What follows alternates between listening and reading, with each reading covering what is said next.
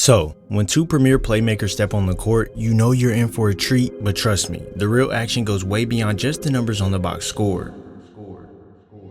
Starting off this season, Lamelo Ball has came out to prove a point, catching everyone's attention with his dazzling play. And on the other side, you have Trae Young, a player who's been polarizing yet undeniably dynamic from the time he stepped foot on the hardwood.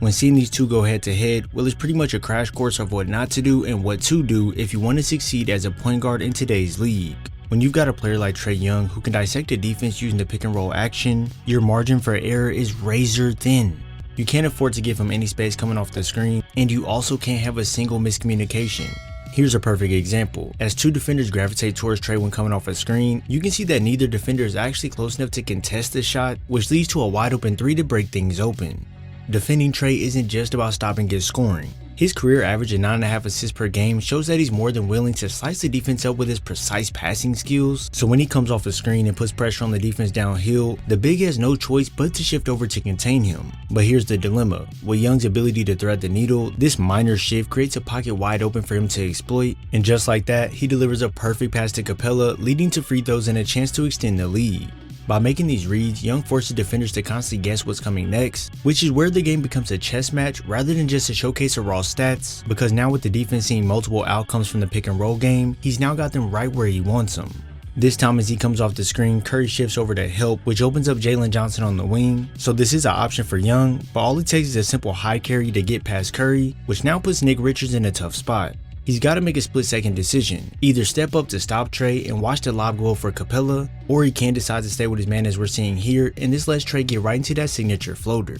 Every time you have to guard these two down the floor, it becomes a mini game, as right here there's option number 1 to kick it to once the help defender comes over on the drive. But say that's not picked and the drive continues, well now you have option number 2 with Nick Richards en route to the paint while none of Atlanta's defenders are aware of him cutting. But hey, say that's not picked either, Lamelo still has that opportunity to dump it off to Nick once he gets in the air, making a Kongu fully commit, but instead he takes it himself and is awarded 2 more at the line. Lamelo's truly a tough cover for any defense, especially with the way he started this season. He's knocked down 41% of his 12 3-point attempts per game, so giving him any space off a screen is a recipe for disaster. On this play, you can see that the big is in drop coverage, and Lamelo's primary defender isn't tight enough on him, so this is basically an open invitation for Lamelo to put 3 points on the board. With that threat of him knocking down shots from deep being something on the defender's mind, they'll pick him up high above the 3-point line to make him either give it up or run him off the 3. This type of defense can work on some players to get him out their groove, but when you give Lamelo a whole empty side to work with, it's a whole different story.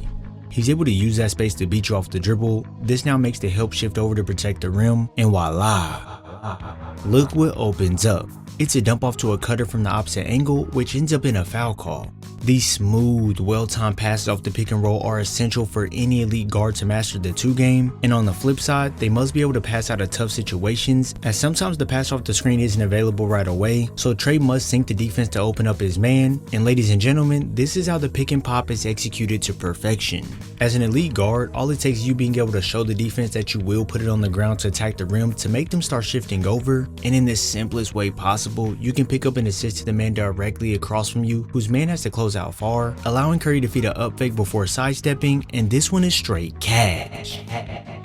Now this isn't to say that every read or pass comes with ease to these two, because if you look right here, Trae could have dropped this down to Capella on the roll, which would have been more in flow for Capella to receive the dunk, but instead here comes a lob to Clint that he can't get a hold of. Trae's reliance on lob type passes in moments like this I believe come from his height, as he may have the angle to hit one of his guys when they're open, but due to his 6'1" stature, he isn't able to always get it around or over the top of the guys cleanly, which does result in turnovers. Contrast that with a guy like Tyrese Halliburton for an example, who uses that jump pass as a weapon to eliminate the length of defenders, and even though Luka Doncic is much taller, he still will use that jump pass to make sure he can clear the outstretched hands of defenders as well. This right here highlights that you must have creative ways to set up your guys, because it'll be times like this where Young has the option to step through and deliver a dime to the cutter in the middle of the floor, and not only that, he could have chose to jump in the air and zip a pass to the corner that's wide open. But like I said, when you're limited by height and creativity as far as ways to get it to your teammates, well here's another turnover. Now don't think this me saying that Young is a bad passer or decision maker just because he throws a couple turnovers or because he's slightly limited. If you watch him work out the two-man game here closely, you can see he simply reacts off his defender's movement as he gets Martin to shift with his attack setup. So now when he pushes towards the middle, he has the advantage on Martin. The big is shifting down to protect the rim, and if this pass was even a second late, it would have got deflected, but instead it's a beautiful pass into a three-pointer. You can see on that last play that Trae made 3 Charlotte defenders gravitate towards him, which opened up a three-pointer for Hunter. And right here, you can easily see that the entire Hornets defense is locked in on Trae Young, not even aware of the cut coming down the middle, and here's where that lob comes in handy. For defenses, being alert to these guys' every move and where players are at on the court is crucial, because if you get lazy and allow Melo to bounce back out uncovered, well trust me, there's no hesitation. With the ultimate green light, Lamelo is pulling up from 30 feet with no question if he's given the room. And if you think playing drop coverage against a guard of his caliber is a great idea, well welcome to the show.